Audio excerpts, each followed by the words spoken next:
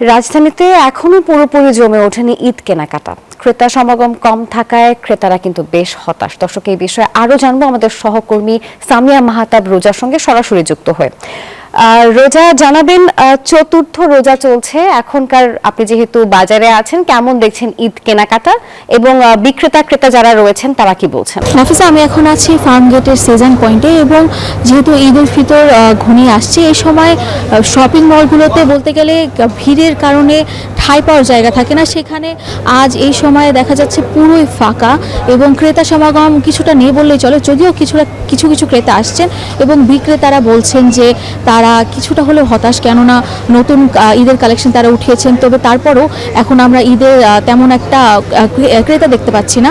এবং গতকাল এবং পরশুদিন, গতকাল 21শে ফেব্রুয়ারি ভাষা দিবস থাকা একটি সরকারি ছুটি ছিল, যার কারণে কিছু ক্রেতা সমাগম ছিল এবং এর পাশাপাশি তার শুক্রবারে আমরা অনেক কিছুটা তারা ক্রেতা সমাগম দেখেছেন।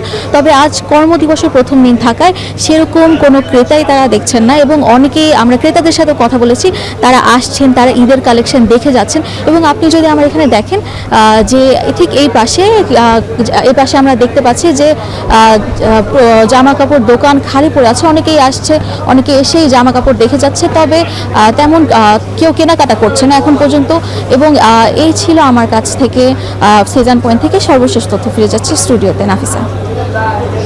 রোজা, ধন্যবাদ আপনাকে।